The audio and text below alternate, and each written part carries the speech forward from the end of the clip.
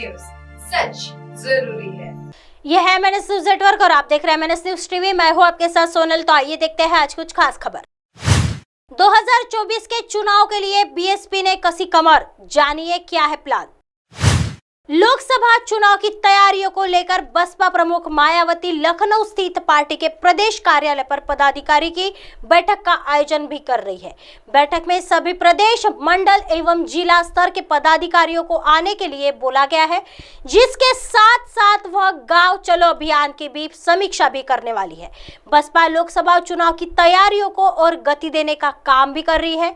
हाल ही में मायावती ने इस बाबत बैठक ली थी और कार्यकर्ताओं से कहा था कि बूथ स्तर तक अपनी तैयारी करने का बोला है। खबरों का कहना है कि नगर निकाय चुनाव में करारी मात के उपरांत बसपा ने लोकसभा चुनाव पर ज्यादा ताकत भी लगा दी है, जिसके प्रदेश में गांव चलो अभियान भी शुरू किया गया। बता दें कि बसपा अपने कॉर्डर वोटर पर तो फोकस कर रही है, पर साथ ही अधिक से अधिक मुस्लिमों को जोड़ने की तैयारी में है। इतना ही नहीं, निकाय में भी उसका फोकस मुस्लिमों पर था, लेकिन इसका सकारात्मक परिणाम नहीं निकल सका है। अब बसपा लोकसभा में मुस्लिम दलित समीकरण पर ही काम करने में लगी हुई है। आइए बढ़ते हैं अगली खबर की तरफ। कर्नाटक सीएम सिद्धारमैया की पत्नी अस्पताल में भर्ती, दिल्ली रवाना होते में देरी। कर्नाटक के मुख्यमंत्री सिद्धारमैया की पत्नी के अस्पताल में भर्ती होने के कारण बुधवार को वह पहले से तय समय पर दिल्ली रवाना नहीं हो सके। पार्टी सूत्रों ने यह जानकारी दी। सिद्धारमैया की पत्नी पार्वती को तेज बुखार की शिकायत के बाद मंगलवार देर रात मणिपाल अस्पताल में भर्ती कराया गया था। मुख्यमंत्री को केम्पेगौड़ा हवाई अड्डे से सुबह 9:50 प्रस्थान करना था। अब वह अपनी बीमार पत्नी को देखने के बाद HL हवाई अड्डे से विशेष उड़ान से 11:30 बजे प्रस्थान करेंगे।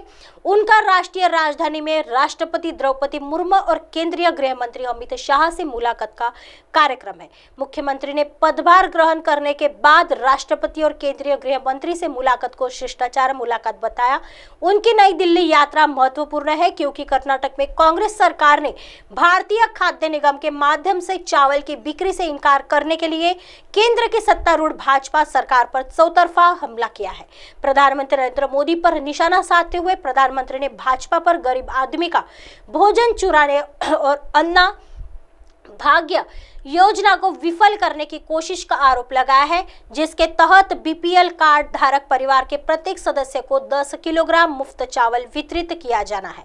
भाजपा कर्नाटक इकाई ने भी जवाबी हमला किया है, जिससे दोनों दलों के नेताओं के बीच वाकयुद्ध छिड़ गया है। कांग्रेस ने केंद्र के खिलाफ धरना दिया था और जवाबी कार्रवाई में भाजपा ने भी जवाबी धरना दिया था। भाजपा के नेताओं को गिरफ्तार किया गया और बाद में रिहा कर दिया गया। इस बीच राज्य के खाद्य और नागरिक आपूर्ति मंत्री के H मुनियप्पा केंद्रीय खाद्य मंत्री पीयूष गोयल से मुलाकात करेंगे और राज्य को चावल की आपूर्ति की अपील करेंगे।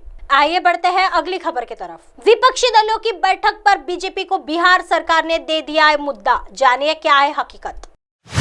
बिहार की राजधानी पटना में 23 जून को पूरे देश के उन सभी प्रमुख विपक्षी दलों की बैठक का आयोजन भी किया जा रहा है जो पीएम नरेंद्र मोदी की बीजेपी गवर्नमेंट को देश से हटाना चाहते हैं, सत्ता में बड़ा बदलाव देखना चाहते हैं। बीजेपी पटना से लेकर दिल्ली तक इसे बेकार की कसरत बोल रही है।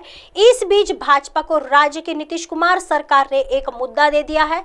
सामान्य प्रशासन विभाग की एक चिट्ठी पर भाजपा हंगामा खड़ा करने वाली है, क्योंकि यह आदेश बता रहा है कि एक विशुद्ध राजनीतिक कार्यक्रम के लिए महागठबंधन सरकार के सरकारी मशीनरी को झोंक डाला है।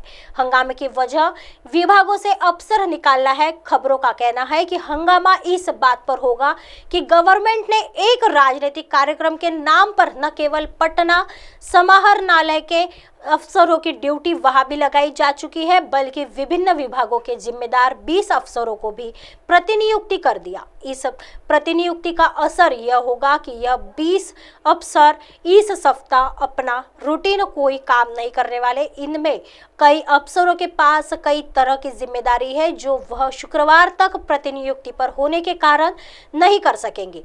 यानी अब यह जो भी काम करेंगे अगले सप्ताह भी जानिए किन विभागों के जिम्मेदार जा रहे हैं। बिहार राज्य अल्पसंख्यक वित्तीय निगम के प्रबंध निदेशक और बेल्टॉन के महाप्रबंधक ही प्रतिनियुक्ति पर होने वाले हैं। मतलब इन कार्यालयों में निर्णय लेने वाले अंतिम अधिकारी उपस्थित रहने वाले हैं। विभागों में डिप्टी के बगैर भी बहुत सारे काम भी पूरी तरह से रुक जाते हैं, क्योंकि अग्रसारित हुए बगैर भी काम नहीं हो पाते हैं।